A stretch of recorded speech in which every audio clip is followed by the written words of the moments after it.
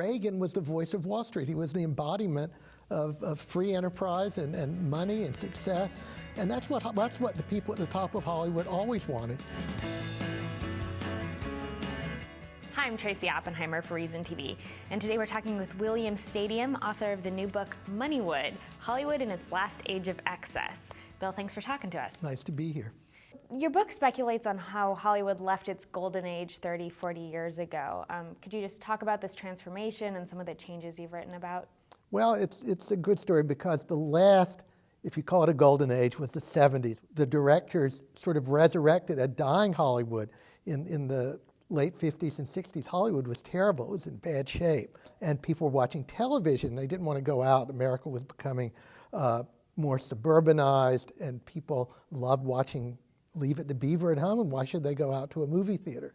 And there was plenty of movies on TV. It wasn't very good, but it was easier than going out, and there was a lot of urban unrest and civil violence and things, so people didn't like going to the movie theaters. And in the 70s, these sort of new wave of De Palma and Scorsese and Coppola, they came in and made some interesting movies. And also the baby boomers were starting to come of age, and they could buy tickets.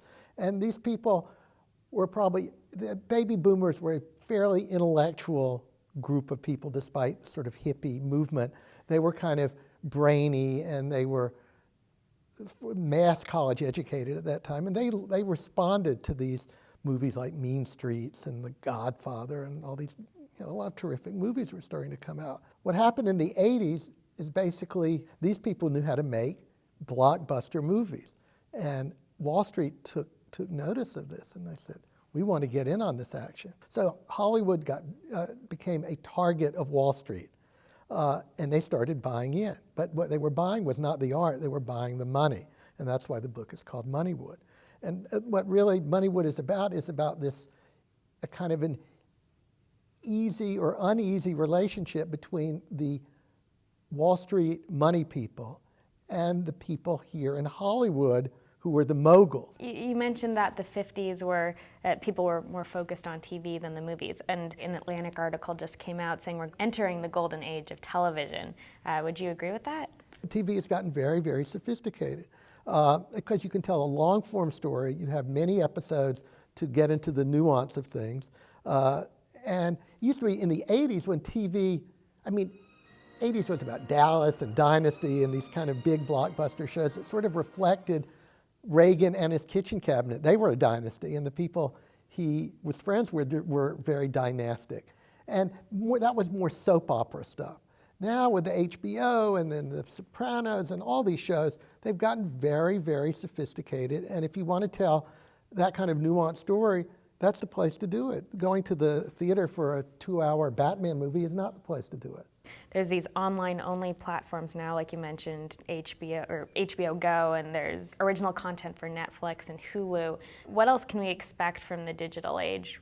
I think technology is changing every day. Who would have guessed that the VCR would become obsolete and the DVD is passé? In 5 years, who knows what delivery systems we have, but in any case, they can make better and better quality that's more and more targeted to individual taste, and that's where TV can deliver.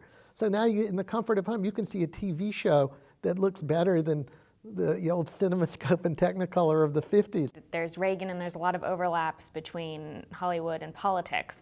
Could you talk a little bit about some of these examples? Well, it was really, the 80s are the age of Reagan. Now, one thinks of Hollywood as a left-wing, democratic, liberal community.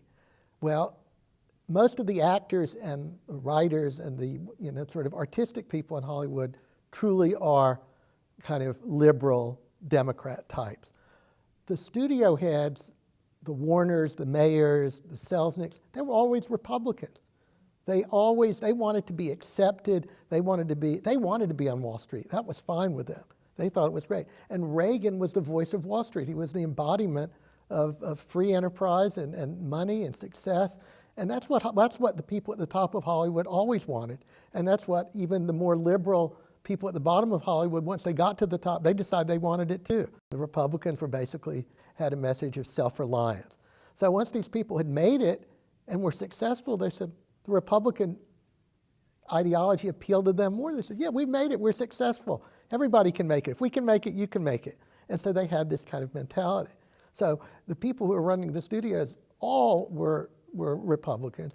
And in the 80s, Reagan was, his kitchen cabinet were all Hollywood kind of people. None of them had succeeded in Hollywood, but all of them had wanted to succeed, or many of them.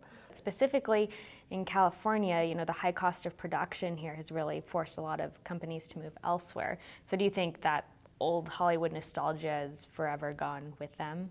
Yes, I think we'll never see Hollywood as a place where movies are made anymore. I think now Hollywood is a place where deals are done more than anything else. But I think there'll still be a lot of technology going on here in Los Angeles, so I don't think that Hollywood will ever become a ghost town. But it's really a town of high-tech, special effects can be all done here at the studios. I think the studios will become sort of campuses of technology. Bill, thanks again for talking to us. I enjoyed it. For ReasonTV, I'm Tracy Oppenheimer.